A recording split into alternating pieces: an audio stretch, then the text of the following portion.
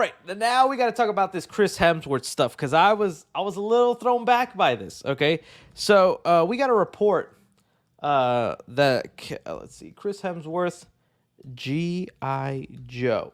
We got a report that Chris Hemsworth is looking to join the Transformers universe. Now, I don't know if you have seen the most recent Transformers movie, Transformers Rise of the Beast, but one of the big twists at the end of that movie was that G.I. Joe is in their universe. They're a secret organization, and the next movie is going to be a Transformers and G.I. Joe crossover.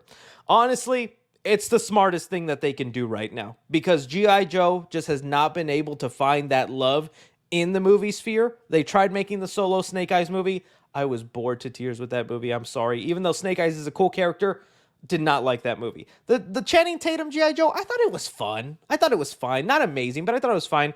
I didn't even watch the Dwayne Johnson one.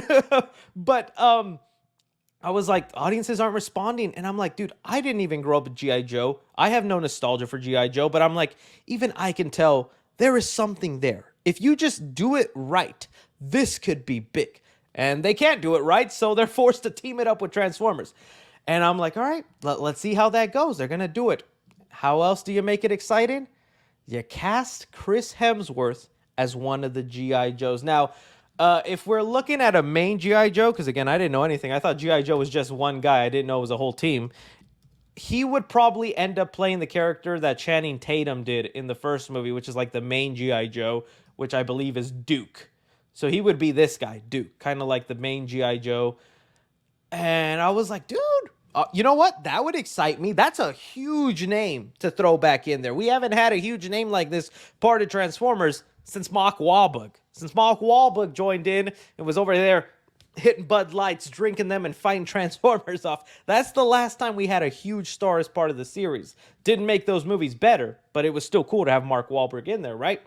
Chris Hemsworth would be really exciting to be one of the main Joes and have him kind of be the leader. Because if you make it good, if you make it interesting enough, then you spin off and you start making those G.I. Joe movies as a team. Don't do them one by one. Don't do the Marvel method. Have the Joes as a team. Because I think that's just the only way they work. I'm sorry, you can't do a solo Snake movie type thing again.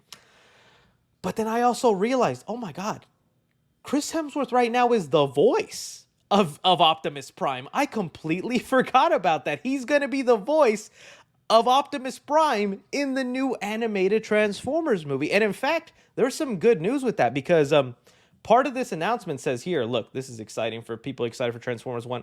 Upon finalizing the deal on Merrill's Avenue lot, here, let's just go. Let's hear. Transformers 1, which hits theaters September 20th, 2024, the movie was one of the highest testing Paramount animated titles ever.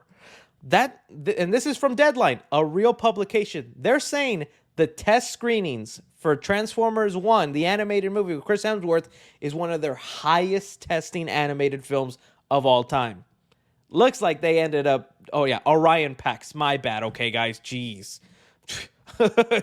So I call Bruce Wayne Batman and people will get mad at me. Jeez, all right. Orion Pax. I'm sorry, he hasn't earned Optimus Prime yet, but dude, that's great. But also, like, Chris Hemsworth didn't really change his voice all that much in that trailer. It just pretty much sounded like him. How funny would it be that you have a banger hit of Chris Hemsworth voicing Optimus Prime, and then you go to the live action movies and Chris Hemsworth just right there doing his same exact voice? It's like, why does he sound like Optimus Prime a little bit? I even saw some people, and this would kind of make me mad, because it doesn't officially say he's going to be a G.I. Joe or that he'll play Duke. No, the article just says he would join the movie. So he could be anybody. He could honestly, people are afraid he's actually going to do the voice for Optimus Prime. That this is Paramount's new plan to, like, phase out Peter Weller, right? I believe that's the voice actor of Optimus Prime. Phase him out and now have Chris Hemsworth just voice every version of Optimus Prime, whether it's in the movies or in the animated stuff. I hope that is not true. I love you, Chris Hemsworth. I respect you, Chris Hemsworth. You were great in Furiosa. I do not want Chris Hemsworth voicing live-action Optimus Prime. That would be a giant... Peter Cullen, my bad. Who's Peter Weller? Who's Peter Weller, guys? I'm so sorry. Who Who did I get? Peter Cullen, my bad. All right, put some respect on that name. I'm sorry. He was also Igor. Can't forget that, okay? I do know that. My bad. All right. But I was like, dude, don't do that. Play him in flashbacks? That would be crazy. Can you imagine they do that? Optimus Prime has a flashback scene in the G.I. Joe movie, and it's freaking Chris Hemsworth voicing him. That would be one way to connect the franchise. No, I gotta believe he's playing a G.I. Joe, and he would definitely be the main leader, and that would be the thing to get people excited, because I'm sorry, maybe older fans jumped and got excited when they went, Transformers G.I. Joe movie? Whole rest of the world was like, Transformers G.I. Joe movie? I guess. So Chris Hemsworth joining it would be the thing. Now, we'll see what other cast members they add on. I remember when Marlon Wayans was... let's look at that original cast. G.I. Joe movie. What year did that come out? 2009? No. It was 2000... was it 2009? The Rise of Cobra. It was all Joseph. Dude, that cast was pretty good. They had Joseph Gordon-Levitt. They had freaking Marlon Wayans in there. One of the white chicks played G.I. Joe. Snake Eyes had a mouth. You remember they gave Snake Eyes a mouth? That was disgusting. Snake Eyes. Jesus. Dude.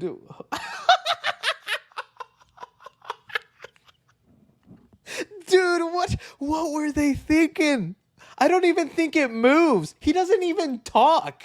He's silent. Why did you give him a mouth? I'm sorry. That was a choice, dude. That was crazy. I wish I could have been there for who decided that. The dude is mute. I think his whole thing is that he took a vow of silence, right? So he's like, give him a mouth and make it as detailed and defined as possible. That's crazy. That's crazy, man.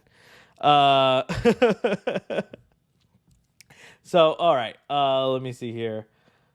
So we'll see what happens, man. I'm excited for it. I hope it's good. I would love it if Chris Hemsworth joined on with the G.I. Joe, because I think that would be an awesome prospect. That would be an awesome prospect. All right, let's go.